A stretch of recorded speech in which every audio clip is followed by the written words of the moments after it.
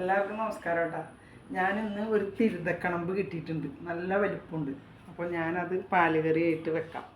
അപ്പോൾ നിങ്ങളെല്ലാവരെയും ഇന്ന് ഞാൻ വെക്കുന്ന കറിയുടെ രീതി കാണിച്ചു തരാം. ഓക്കെ, അതിനായിട്ട് നമുക്ക് ആദ്യം മീനൊന്ന് വെട്ടിയെടുക്കാം.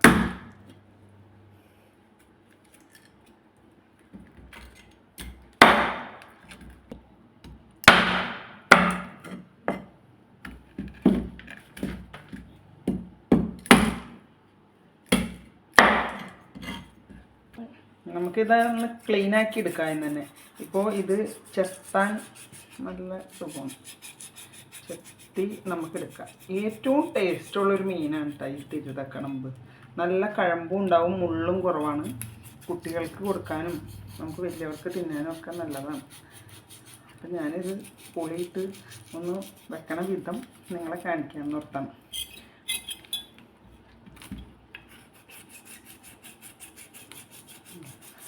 ഇത് നമ്മൾ ഇങ്ങനെ ചെത്തി എടുക്കണമെങ്കിൽ നല്ല ക്ലീൻ ആവും, അല്ലെങ്കിൽ പിന്നെ ഉപ്പിട്ടൊക്കെ ഉരച്ചെടുക്കണം. ഇതിപ്പോൾ ചെത്തി എടുത്തിട്ട് നമുക്ക് ഉപ്പിട്ടൊന്ന് ജസ്റ്റ് കഴുകിയാൽ മതി, നല്ല നീറ്റായിക്കോളും. ഓക്കെ,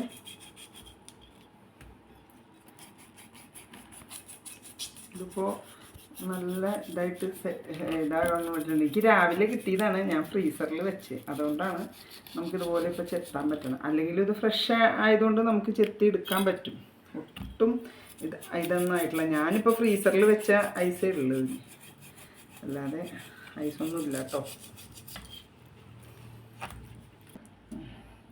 അതൊക്കെ നമുക്ക് കട്ടറിൽ കത്തി എടുക്കാം. ഇപ്പോൾ നമ്മുടെ ഇവിടെ ഇപ്പോൾ അത് ക്ലീനാക്കി എടുത്തിട്ടുണ്ടെങ്കിൽ നമുക്കിത് കട്ട് ചെയ്യാം.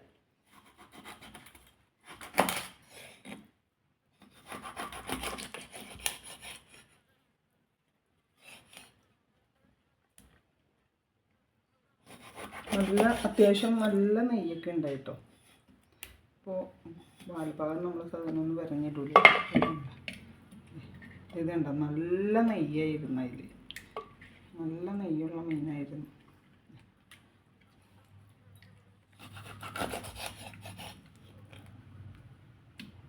കട്ട് ചെയ്തെടുക്കാം.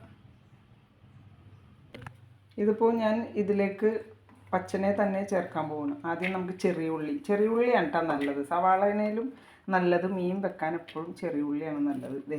ഇത് പച്ചമുളക് നിങ്ങളുടെ എരിവിനനുസരിച്ച് ഇടാം കേട്ടോ. ഞാൻ ഇതിപ്പോൾ ഇവിടെ ഉണ്ടായ പച്ചമുളകാണ് പറിച്ചത്. അതുപോലെ തന്നെ ഇത് ഇഞ്ചി നീളത്തിൽ കട്ട് ചെയ്തെടുത്താണ്. അത് ഇഞ്ചി ചതച്ച വേറെ ടേസ്റ്റ്, അരിഞ്ഞ വേറെ ടേസ്റ്റ്. മീനിനൊക്കെ നമ്മളെപ്പോഴും പ്രത്യേകിച്ച് പാലുകറിക്ക് അരിഞ്ഞെടുക്കണതായിരിക്കും നല്ലത്. ഇഞ്ചിയും ഇവിടെ നിന്ന് തന്നെ പറിച്ചതാണ്. കുറച്ച് വേപ്പിലയും നമുക്ക് ഇതിലേക്ക് ഇട്ട് കൊടുക്കാം.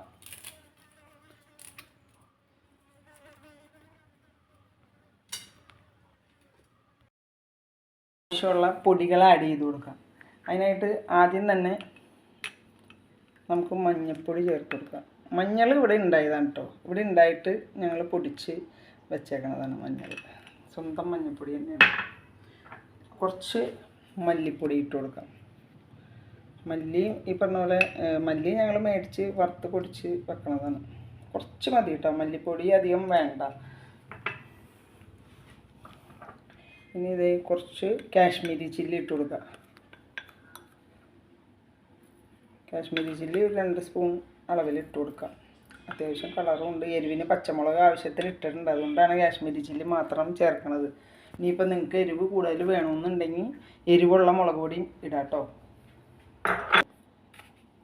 ആവശ്യത്തിന് ഉപ്പിട്ട് കൊടുക്കാം. ഉപ്പ് ഇപ്പോൾ അല്പം ഇടാം, എന്നിട്ട് വേണമെങ്കിൽ നമുക്ക് പിന്നെ ചേർക്കാം. അതിലേക്ക് സ്വല്പം കോക്കനട്ട് ഓയിൽ, വെളിച്ചെണ്ണ സ്വല്പം ഒഴിച്ചാൽ മതി. ഇനി ഇതെല്ലാം കൂടി നല്ലോണം മിക്സ് ചെയ്യണം. ഇത് നല്ലോണം നമുക്കിത് യോജിപ്പിച്ചെടുക്കാം. കാരണം ഇതിൻ്റെ ഈ ഉള്ളിയും ഇഞ്ചിയും പച്ചമുളകൊക്കെ നന്നായിട്ടാണ്. ഇതിലേക്ക് നമുക്ക് ഇപ്പം ഞാൻ രണ്ട് ചെറിയ പീസ് കുടപ്പുളിയാണ് എടുത്തേക്കണത്. അപ്പോൾ ഞാൻ സോക്ക് ചെയ്ത് വെച്ചേക്കണ കുടപ്പുളി ചൂടുവെള്ളത്തിൽ 2 പീസ് എടുത്തിട്ട് ചൂടുവെള്ളത്തിൽ ഇട്ട് വെച്ചു. അപ്പോൾ നല്ലോണം പുളി ഇറങ്ങും, പെട്ടെന്ന് നമുക്ക് പുളി ആയി കിട്ടും. അപ്പോൾ കുടപ്പുളി ഇവിടെ ഉണ്ടായ പുളിയാട്ടോ. അപ്പോൾ ഇനി നല്ലോണം മിക്സ് ചെയ്ത് നമുക്ക് കൊടുക്കും. ഇപ്പം തന്നെ ആ ചാറിന് നല്ലൊരു ടേസ്റ്റ് ആയിട്ടുണ്ടാവും. ഇപ്പോൾ നമ്മുടെ മസാലയും കുടപ്പുളിയും എല്ലാം നല്ലോണം മിക്സ് ആയിട്ടുണ്ട്. ആവശ്യത്തിന് ഉപ്പൊക്കെ ഇട്ടിട്ടുണ്ട്. ഇനി ഇതിലേക്ക് നമുക്ക് തേങ്ങയുടെ 2-ാം പാല് ഒഴിച്ചു കൊടുക്കാം. കുറച്ച് ഇപ്പോൾ തന്നെ നല്ലൊരു ടേസ്റ്റ് ആയിട്ടുണ്ട് അതിന് മീനിൻ്റെ. ഓക്കെ, ഇനി നമുക്ക് ഈ ഗ്രേവി ഒന്ന് അടപ്പിൽ വെച്ച് ചൂടാക്കാം. ഇപ്പോൾ നമ്മൾ ആ കൂട്ടിയ മിക്സ് എല്ലാം ആക്കി നമ്മളിതിപ്പോൾ അടപ്പിലേക്ക് വെച്ച് ഇനി നമുക്ക് ജസ്റ്റ് ഒന്ന് മൂടി വെക്കാം. ഇതൊന്ന് തിളച്ചോട്ടെ.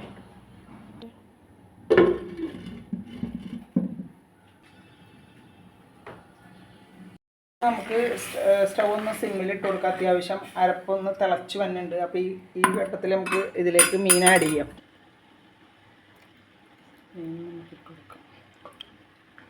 മീൻ നന്നായിട്ട് നമുക്ക് ഇതിലേക്ക് ഇട്ട് കൊടുക്കാം. മീൻ ഇട്ട് കഴിഞ്ഞാൽ പിന്നെ കയ്യിലിട്ട് ഇളക്കരുത് കേട്ടോ, കാരണം മീൻ പൊടിയും. നമ്മൾ ഈ ചട്ടി എടുത്തിട്ട് ഒന്ന് ചിറ്റിച്ചാൽ മതിയാവും. കാരണം മീൻ ഇട്ട് കഴിഞ്ഞിട്ട് പിന്നെ നമ്മൾ കയ്യിലിട്ട് ഇളക്കിയാൽ മീൻ പൊടിയാൻ സാധ്യതയുണ്ട്. ഈ 2 സൈഡ് ഇങ്ങനെ എടുത്തിട്ട് നമുക്കത് ഇങ്ങനെ ഒന്ന് ചിറ്റിക്കാം മതി. ഇനിയിപ്പോൾ ഇത് കഴിയുമ്പോൾ നമ്മൾ താളിച്ച് ഇതിലേക്ക് ഇട്ട് കഴിഞ്ഞാൽ നമ്മുടെ സ്വാദിഷ്ടമായ മീൻ പാലുകറി റെഡിയായി.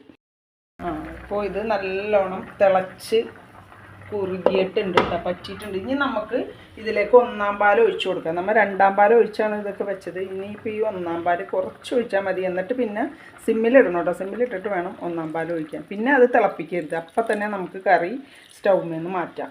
ഇനി നമുക്ക് അതിലേക്ക് താളിച്ചൊഴിക്കാം. അതിനായിട്ട് കുറച്ച് വെളിച്ചെണ്ണ ഒഴിച്ചു കൊടുക്കാം.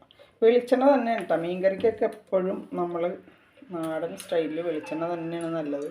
നമ്മൾ മലയാളികൾക്ക് ഒട്ടും ഇഷ്ടപ്പെടില്ല വേറൊരു ഓയിലെടുത്ത് കഴിഞ്ഞാൽ. വെളിച്ചെണ്ണ നന്നായി ചൂടായി കഴിയുമ്പോൾ ഞാനിതിൽ കടുകൊന്നും ഇടാറില്ല കേട്ടോ. ഞങ്ങൾ പൊതുവേ മീൻ കറിയിൽ കടുക്, ഉലുവ അങ്ങനെയുള്ളതൊന്നും ഇടാറില്ല. വെളിച്ചെണ്ണ ചൂടാവട്ടെ. വെളിച്ചെണ്ണ നന്നായി ചൂടായി കഴിയുമ്പോൾ നമുക്ക് ചെറിയുള്ളി നീളത്തിൽ അരിഞ്ഞത് കുറച്ച് ഇട്ട് കൊടുക്കാം. ചെറിയുള്ളി നന്നായി അതിൽ കിടന്നൊന്ന് മുരിഞ്ഞോട്ടെ. അതിൻ്റെ കൂടെ നമുക്ക് കുറച്ച് കരിവേപ്പിലയും കൂടി ഇട്ട് കൊടുക്കാം.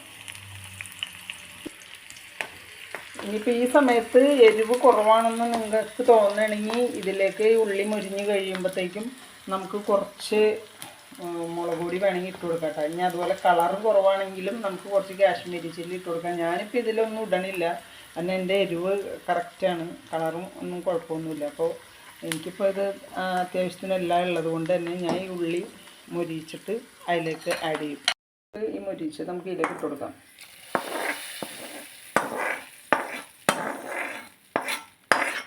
ഉണ്ടോ നമ്മുടെ തിരുതക്കണമ്പ് പാല് കറി വെച്ചത് അങ്ങനെയുണ്ട്, നമുക്ക് നോക്കാം. ഇതിപ്പോൾ നമുക്കിത് ചോറിൻ്റെ കൂടെയോ കപ്പയുടെ കൂടെയോ എങ്ങനെ വേണമെങ്കിലൊക്കെ എടുത്ത് കഴിക്കാം കേട്ടോ.